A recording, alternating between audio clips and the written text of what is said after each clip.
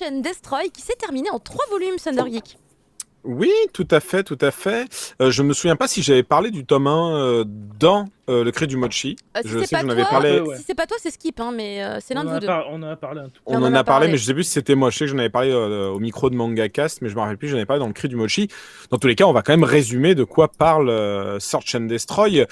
C'est une adaptation de Dororo, un manga de Osamu Tezuka. En fait, ça fait partie du projet Tezukomi qui avait été fait pour les 90 ans potentiels de l'auteur s'il était encore en vie. Et en gros, ils ont fait, à la manière du Clamp Magazine, pour les plus vieux qui s'en souviennent, ils ont fait un magazine Tezuka au Japon, en 18 volumes, qui est sorti en version un peu compile chez nous, en 3 petits pavés, que Delcourt Tonkam a sorti aussi. Et donc, c'était plein de chapitres one-shot, et dans ces séries montrées, il y avait quand même quelques séries suivies. Et Search and Destroy fait partie de ces séries, qui est donc une série en 18 chapitres, puisqu'il y avait 18 numéros du Tezukomi. Et donc, c'est Atsushi Kaneko qu'on connaît pour Defco, Wet Moon, Soil et d'autres œuvres. C'est les 3 que j'ai en tête, mais il en a fait d'autres. Et donc, on suit dans un futur légèrement dystopique qui commence à s'approcher du post-apo, un monde où en fait existent des robots qu'on appelle les Creech dans ce monde-là. Il y a eu une guerre en fait assez lourde qui s'est arrêtée, mais ça a laissé des grosses conséquences sur la Terre. Entre autres, il y a beaucoup d'endroits un peu désertés et surtout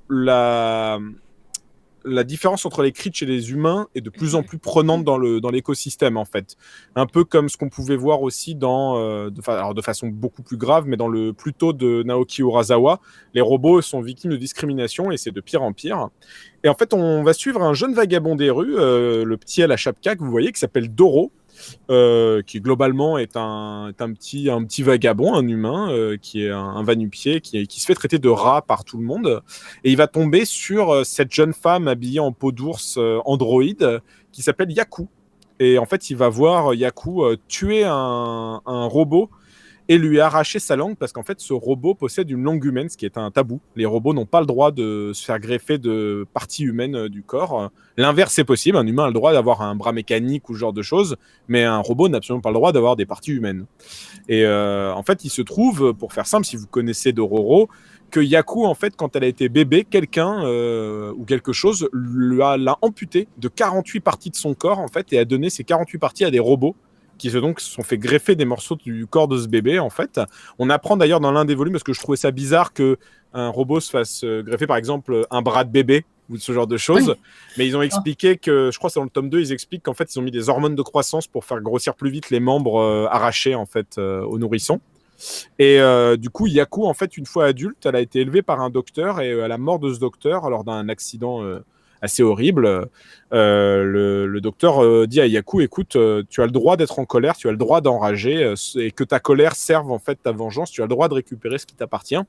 Et donc, il lui donne quoi retrouver les robots et qui ont volé les parties du corps et de les tuer afin de se les refaire greffer, en fait. Donc voilà, ça c'est la base de Search and Destroy, où on va suivre donc le combat de Yaku et de Doro qui va la suivre, parce que lui, il aimerait bien récupérer les parties robotiques de son corps. Voilà, donc ça c'est la toute base du récit.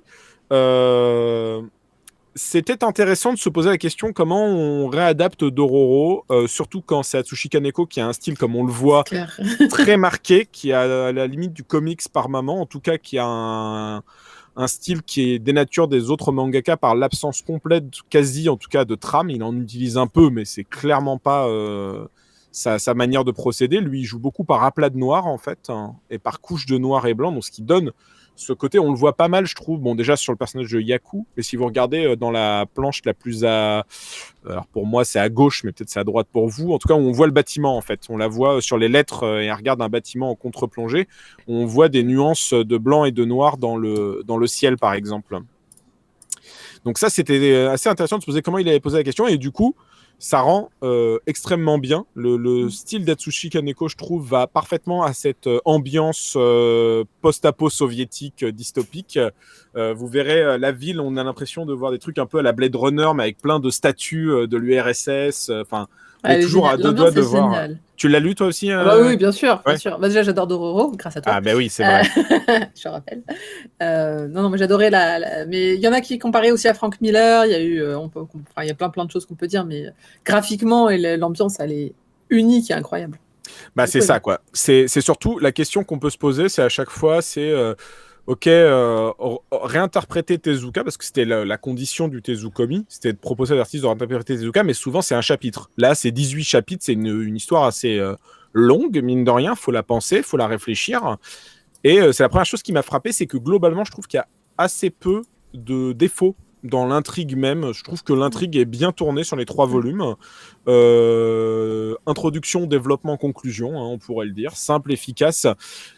Et pourtant, c'était pas gagné avec une intrigue comme Dororo, parce que comme j'ai dit, il y a 48 parties de corps humain à retrouver, il y a une intrigue un peu complexe. En plus, dans le tome 2, il arrive un début de concept de soulèvement de machines. En tout cas, des machines commencent à se poser des questions sur leurs conditions de vie.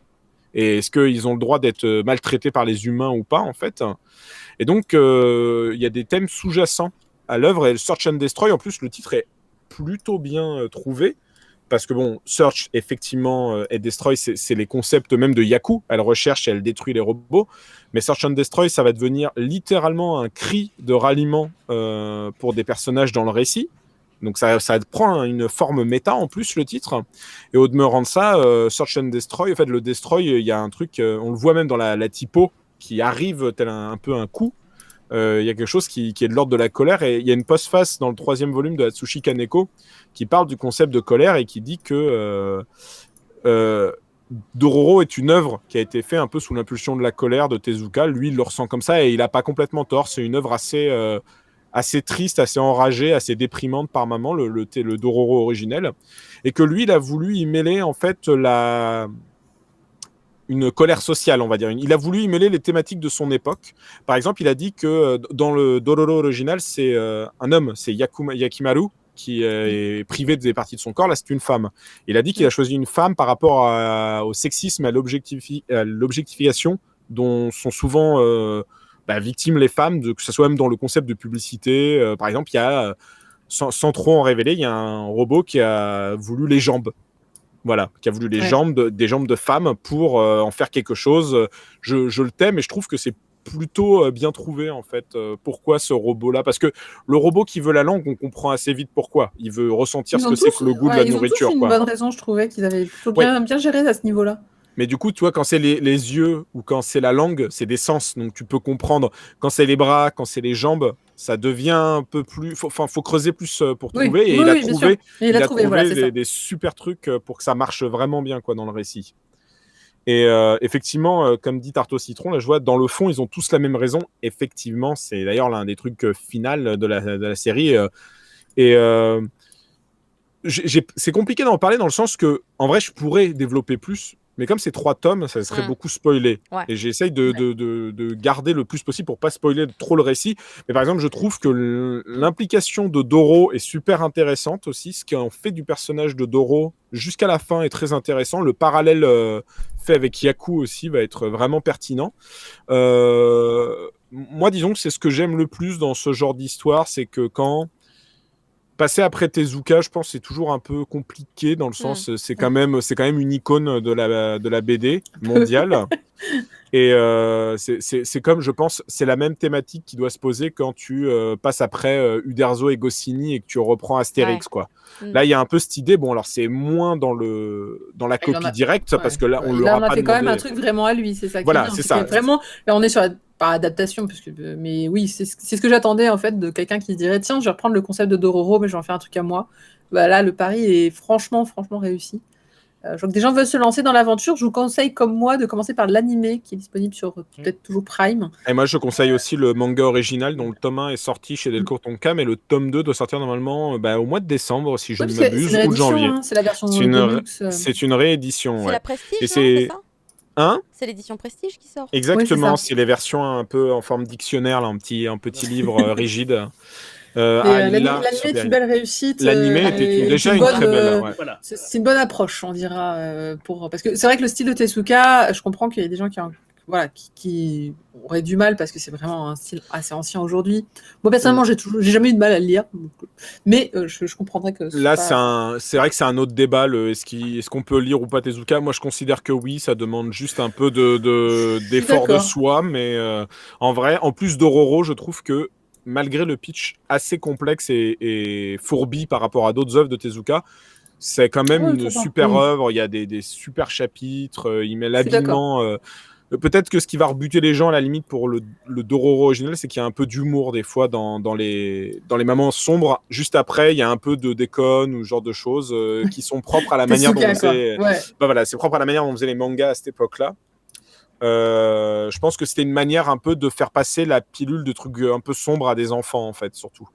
Mais en tout cas, là, pas du tout. Search and Destroy, c'est vraiment comme dit Tarte au citron, là, je vois l'équivalent de Pluto par rapport à Astro Boy. Effectivement, c'est complètement ça. C'est Tezuka Prod, ils ont validé ce projet de réinterprétation d'une œuvre de leur père et maître, quoi. Et moi, j'ai adoré, vraiment, jusqu'à la fin. J'en révélerai pas plus dans l'intrigue, mais c'est une œuvre de manga, vraiment. C'est-à-dire que c'est 3 volumes, c'est bien écrit, c'est bien dessiné, c'est bien gratté. Et cette Yaku, elle a la niaque, elle est vraiment, vraiment très cool. Le concept de la colère, il est super bien diffusé par ce personnage-là. Enfin, il y a des scènes incroyables, il y a un découpage dans les combats qui marche du feu de Dieu. Non, c'est vraiment super. Je recommande aussi, on n'en parle pas là, mais je recommande aussi Ayako, même s'il est un peu moins bien. Le Ayako... moi, j'avais parlé du 1 et c'était pas fou, mais... moi, j'ai trouvé que c'était très bien. Sur ce que j'ai lu, il me manquait le dernier volume à lire, mais les 2 premiers étaient intéressants. Et l'idée la plus intéressante, par exemple, pour Ayako, c'est que l'auteur, c'est un auteur de hentai à la base, ce qui me semblait pas déconnant par rapport à Ayako, qui est une des œuvres les plus sulfureuses de Tezuka. Et du coup, il n'y a pas spécialement de scène de sexe. Je crois qu'il y en a une au tout début. Mais par rapport au Tezuka, il est limite plus soft, je trouve, que le Tezuka, en fait. Moi, j'avais beaucoup de problèmes avec son graphisme. C'est un graphiste d'auteur de hentai. Donc, je sais pas à quel point il y a des hentai mieux dessinés. Il y a des hentai vraiment mieux dessinés. Moi, j'étais en mode... Pourtant, il est censé maîtriser l'anatomie, hein. Il est censé maîtriser les perspectives du corps. Ça marche bien dans Ayako, moi, je trouve... C'est juste qu'il a des visages un peu durs, quoi, effectivement. Mais bon, bref, de toute façon, on parle pas d'Ayako.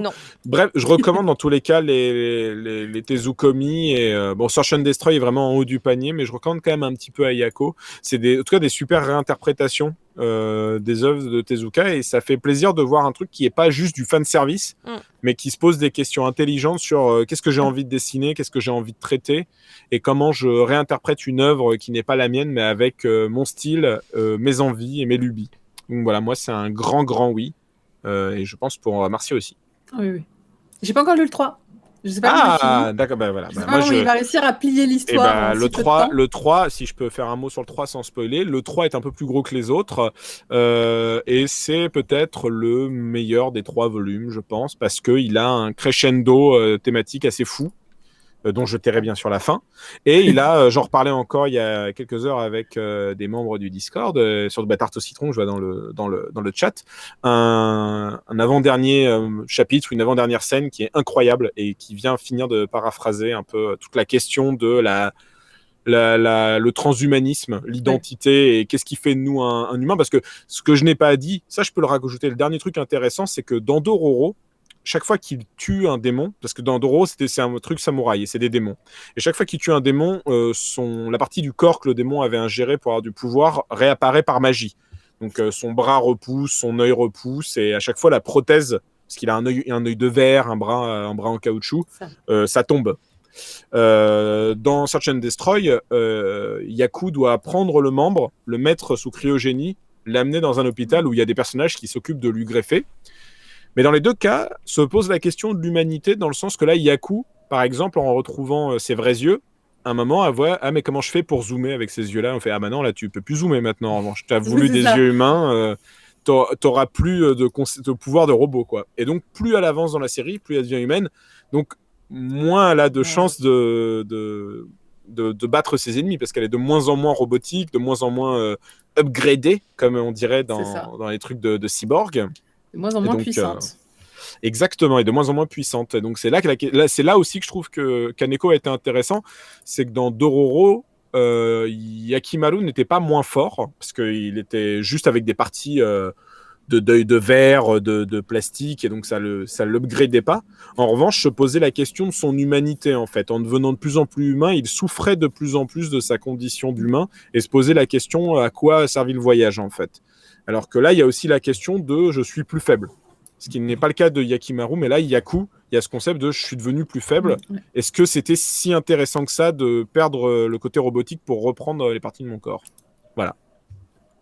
Ok. Question. Merci beaucoup, Thundergeek, pour la critique de Search and Destroy, que vous pourrez de toute façon retrouver bien évidemment sur le YouTube de IGN France. On enchaîne sur les questions, alors non pas d'humanité cette fois, mais les questions de genre, avec Je ne suis pas né dans le bon corps, critique de Fumble. Oui, je ne suis pas né dans le bon corps de ma